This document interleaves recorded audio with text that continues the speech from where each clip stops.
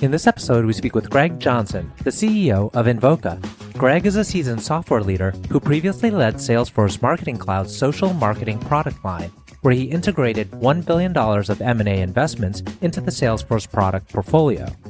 He is also a successful entrepreneur.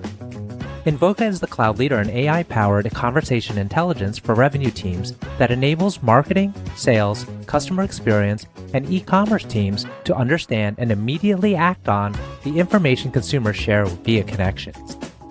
The company has raised $184 million from leading venture capitalists, including Upfront Ventures, Accel, Lake Waterman, H.I.G Growth Partners, and Salesforce Ventures. I'm your host, RJ Lumba. We hope you enjoy the show. Gregg, thank you so much for taking the time. It's a delight to chat with you today. No problem. I always enjoy it. So appreciate you having me on.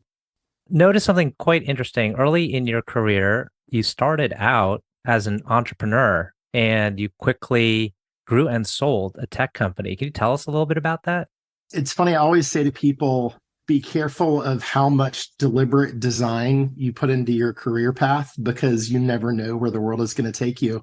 Ironically, I studied international relations in college and thought I was going to go work for the State Department all of my life or teach, and then spent about 5 months at the American Embassy in Greece. And I mean, being in Greece as a 20-year-old, I highly recommend it, like a fun thing to go do, but also learned that State Department wasn't for me. So after college, I went and worked in consulting for a few years. And then this was the late 90s in San Francisco. You know, everybody and their sister was starting a company.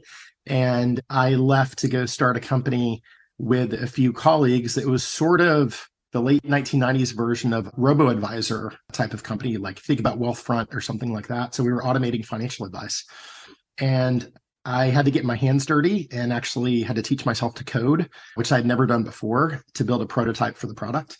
And just sort of fell in love with software from there and have really worked in software in one form or another ever since. So a little bit of a bouncing ball that you don't quite intend to go exactly the way that it goes. And you sort of stay loose and go with where life takes you and hopefully find things that you're passionate about and you enjoy. Those kind of early experiences can be formative. Were there things that you remember about that time that still stick with you today? Yeah, for sure. And I'll just say, for anyone who's looking for career advice, I always tell people that are just entering the workforce, people tend to get so oriented around how fast am I getting promoted? How quickly am I advancing? And I always say, like, the most important thing for you in your career is actually to make sure you're going the right direction. Like, we have people who come into our organization, for example, in sales, and they're focused on how do they progress in sales so fast. I'm like, the first thing you should really be validating is, do you want to do sales for the next 30 years of your life? Because if you don't make that realization until later, the opportunity cost of switching becomes far more significant. And I went to business school, and a lot of the people that I went to business school with were career switchers who, went from accounting to marketing. And when you make that change 10, 12 years into your career, the impact of that is really high. So I always encourage people, like, make sure you're headed the right direction before you obsess over how fast you're going in that direction. But no, I'd say for me, the moment that I really fell in love with software was sort of that eureka moment of learning to code and then building something and like hitting a button and just seeing a piece of software do its work without you doing anything. And that source of tangibility and creating something that is going to exist and function without you, for me, was just a really, really neat experience. Again, an experience that many other people in Silicon Valley probably would have had in their educational process, taking an engineering or computer science class, but I hadn't had the good fortune of doing that. So that was definitely the moment that I was hooked. You mentioned earlier before we started chatting that you grew up in the South. Yep. So you have a really interesting background, grew up in the South, and then you went out to California for college. And I'm sure there was some influence with Silicon Valley. Yeah. You want to talk about, again, the bouncing ball and things that just happened by accident. I was looking at going to schools in the South. I didn't really look at the Northeast. It's too cold. And I'd never been to California before. So I sort of on a whim applied to school in California and came out to visit in the spring of my senior year of high school. I'd never been to California before. And I remember I came out on a Thursday and I called my parents on either Saturday or Sunday, basically said, I'm not staying home to go to school. It was like, I have reached the promised land. And I just felt like sort of the mentality, the people that I met, the way of thinking, even in that short time was very, very different. And so that was not something I dreamed of as a high schooler. It wasn't something I was anticipating. It just would have happened to me. And then ever since, I've lived in California most of the past 25 years, with a couple of years of exception in Europe on the East Coast. My wife's a Californian. All my kids are born and raised Californians now. And so I will never leave. But yet again, sort of one of those things of learning to adapt and go with the flow and find the things that you love and you're passionate about and really be able to lean into them. So a little bit midway through your career, you start with Salesforce and have a very long, successful stint there. Everyone knows about Salesforce and Mark Benioff. What do you think it is that makes that place so special? So first, for context, I joined in 2007 when the company was about 1,500 people. And I left in 2016 when it was about 25 to 30,000. The company now is like 70 or 80,000 people. There are a lot of things that make Salesforce special. And one of the things that I am constantly reminded of is the things that they took for granted at Salesforce don't exist in other places. It was by far the longest place I've ever worked. I was there nearly a decade. The longest place I've worked outside of that is my current tenure at Invoca, where I've been for 6 years. But I just assumed that companies ran the way that Mark ran Salesforce. And it wasn't until I left and talked to other people that I realized that wasn't true. And I mean, I'll give you an example. Another great leader that I really respect is a gentleman named Scott Dorsey, who is the founder and CEO of ExactTarget. This is a company in the email marketing space that Salesforce bought in 2013. And I had the good fortune of working with that team between 2013 and 2016. And one of the things that Scott did that Mark did in different ways around communication and transparency with employees is Scott would write a note every Friday to the employee base and say sort of where he'd been that week, what he was seeing. And he did that in email, which was sort of a good use of the company's own product. I do that on Slack today, which is the 2022 version of it. And I have lots of people say to me, like, I really appreciate that you take the time to share your perspective and thoughts on what's going on in the company, the economy, with customers every week. And for me, that's just like, that's part of a CEO job description. I'm like, why are you thanking me for doing my job? And so I think the level of transparency that Mark and other leaders in the business would share, I think one of the other things that's really amazing about Mark that I try to do as well is Mark has this uncanny ability to zoom out and zoom in. So he can zoom out and think about the 5 to 10 year trajectory of where the industry is going. He had this saying that he often says at Salesforce, which is, you overestimate what you can do in a year and you underestimate what you can do in a decade, which if you look at especially the first 10 to 15 years of Salesforce's life was completely true.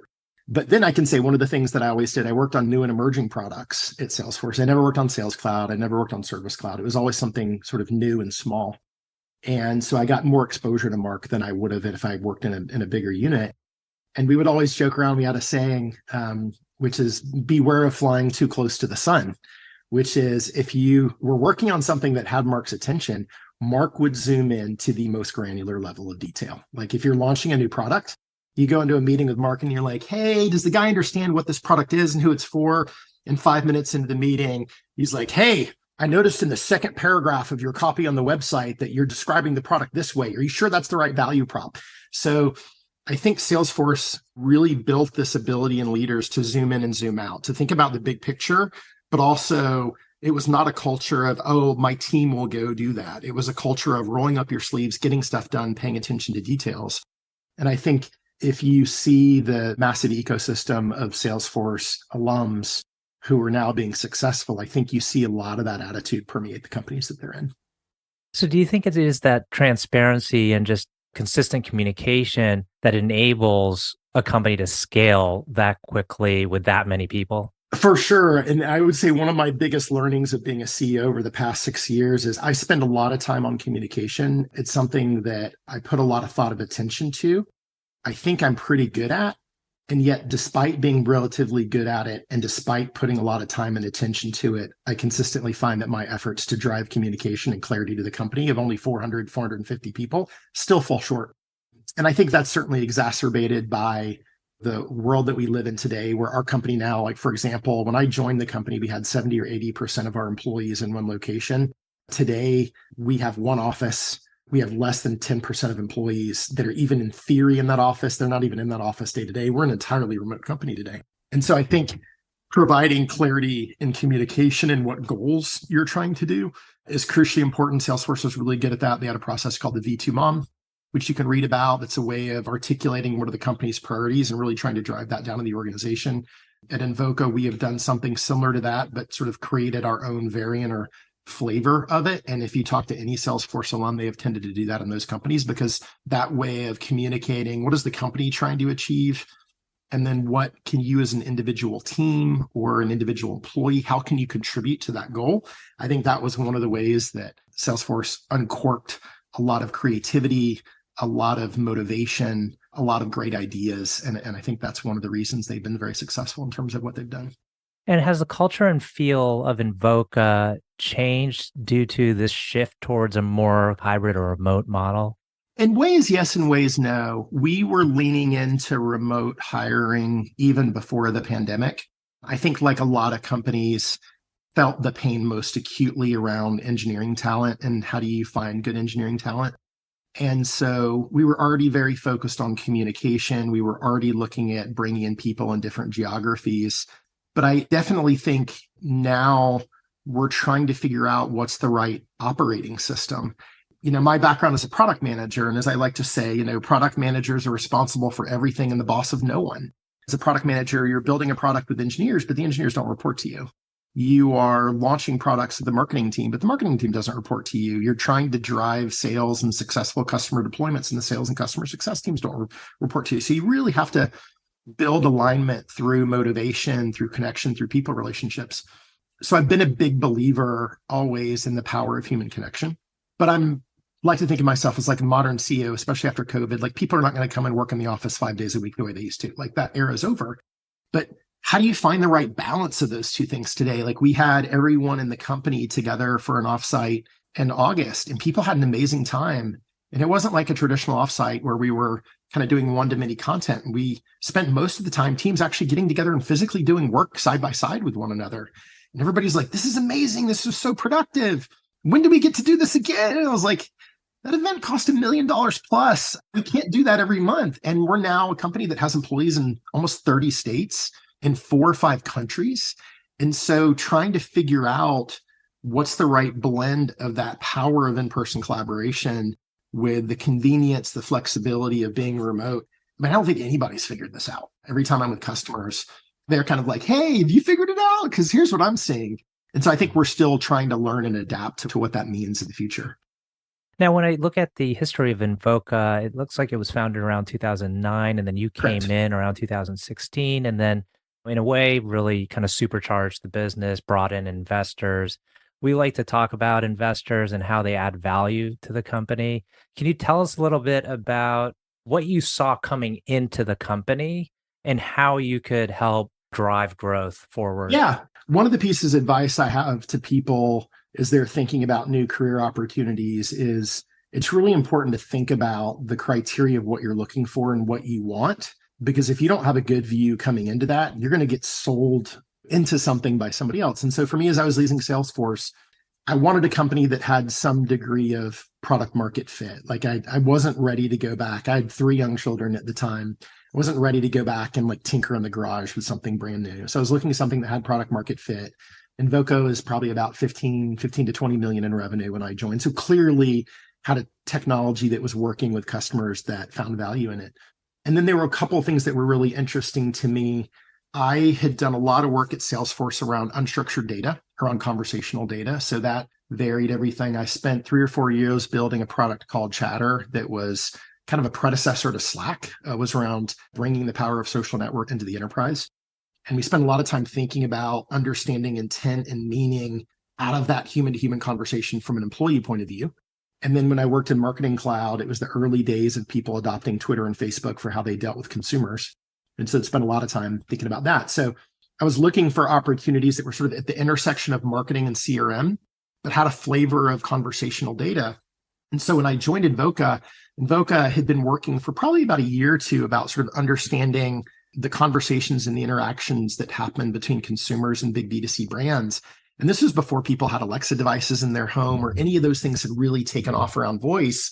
And so I was really excited about the opportunity from the fact that these live conversations that brands have with their consumers are one of the most important touch points that you have, and have all this rich information, and technology was changing in a way that was going to let you take more advantage of using automation and computers to understand what was happening and to be able to use that data to inform. So for me, there was sort of a screen around company size. There was a screen around kind of a technical problem. There was a screen around what area of the market. Like I didn't want to go in recruiting software, like financial planning software. That just didn't stimulate my brain in the same way.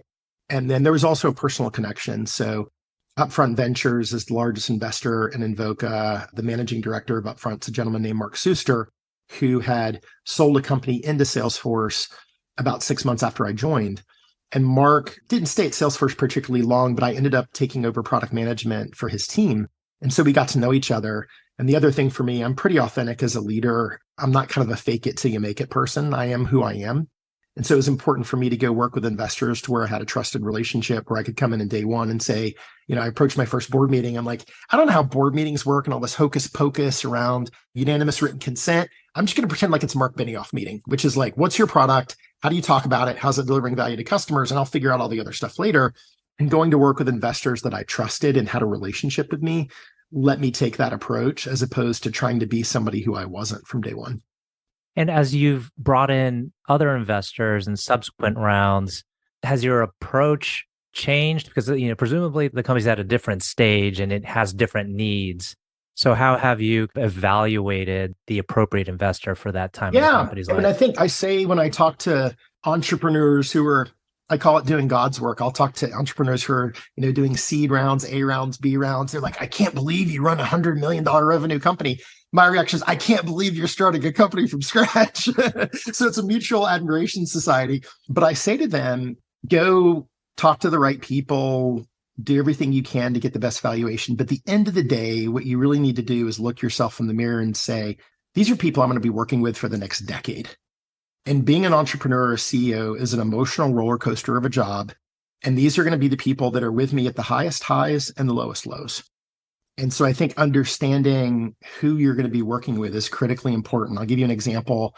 We raised an $80 million plus round in June of this year. There's a firm called Lake Waterman that led that round. I met the Silver Lake team in 2018, and we had spent time with one another. They understood what we were trying to do with the business. They're an investor in a company called Telium, who's a partner of ours. So I share a passion for surfing with the CEO of Telium. So he and I had always gotten along very well, a guy named Jeff Lunsford. And I felt like I knew the Silver Lake team well. The Silver Lake Waterman team felt like they know me well. They'd seen me talk about what we were trying to do with the business in 2018, 2019, and then they could look at our track record of execution. So we were both very much known quantities to one another. I think another thing is kind of the right level of fit. Like Silver Lake Waterman is not a go, chase the absolute highest growth company that in 2020, 2021 was burning capital on fire to try to chase an extra 5 or 10% of growth. They're sort of a pragmatic, moderate, grounded, be smart about how you deploy your capital, go drive the most growth you can, but don't go crazy. That sort of fits our management style.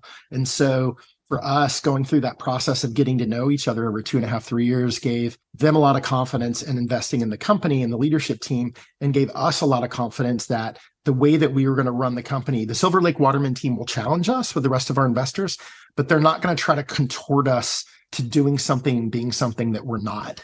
And I think finding that fit is really important, because especially if you haven't been through fundraising before, you're like, oh, I get a 10% higher valuation with these people. I'm like, you better be really comfortable that you're going to be on the roller coaster with these folks, and the highest highs and the lowest lows. Those lows are going to be really challenging. And so making sure that you've got somebody that you're ready to work with for a decade or more is really important. Well, you work with a whole set of investors. Is there anything that has surprised you to the positive, during this journey about how an investor was able to help the business? I think you learn that different investors have different strengths, and hopefully they realize those strengths and those lean into those strengths. So I'll give you a view on some folks on our board. So Mark, for example, from Upfront, is just an amazing marketer and can think about marketing and the brand in a way that's very different from anybody else. He also has a tremendous network. And so when we go into fundraising mode, or we did our first acquisition a 1.5 years ago, like strategic transactions, Mark is incredibly helpful. We have another independent director named Brett Queener, who is actually an ex-Salesforce exec. And Brett has the longest operating history of anybody on our board. So when we're going through the budget and we're looking at all the different ratios of how much are we spending on sales and marketing or R&D, or we're looking at various operational components, you can sort of see the whole boardroom look at Brett and be like, Brett, what's your take on this? They know that's his sweet spot. Even Troy from Accel is a great mind around technology, and specifically marketing technology, is super helpful with me thinking about product strategy, thinking about like benchmarking. I think about Scott Hilbo from H.I.G, great quantitatively and looking at the business the way an investor will look. So I think what you learn is that different investors bring different things to the table. And then how do you lean into those things and get the most out of them? And then hopefully they'll also be aware of where their strengths are and what their limitations are, so that the person is a financial whiz isn't the one who's sitting there telling you like, you really need to think about your PR strategy like XYZ, when they haven't actually really done stuff with PR before. And I think most investors are pretty self-aware and they understand what they bring to the table. And then when they don't have that knowledge or expertise themselves, they're really happy to go help you find that, within their networks. Well, we're coming up on time. This has been a great conversation. I'd like to end with one last question. I think it's super interesting that you started out with a degree in international relations. What causes are you most dedicated to? I think for me, education is a big thing. Like, as I think about my career and where I ultimately want to go, I've warned my spouse that I will never quit working. I don't know how I will retire. And it's not because I want to work all my life. It's because for me, as I go through my career, I'm super interested in intellectual stimulation. That's how I sort of stay young and stay fresh. And I have kind of an interesting family background. My mother's actually English. My grandfather was in the Royal Navy, and my mom traveled around a bunch when she was growing up. She lived in Japan. She lived in New Zealand. That's how she ended up in the States, as my grandfather was stationed in DC.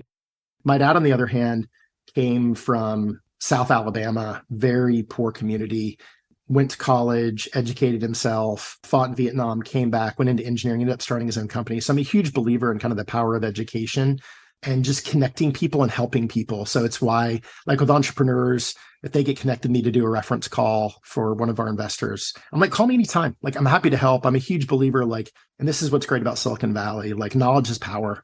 And so I think for me, one of the things that I want to come back to in my future is education and finding ways to help the next generation. And then I also think getting exposed to the next generation kind of helps keep you young and fresh and on your toes.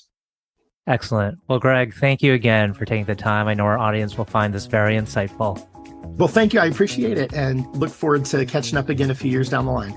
Excellent.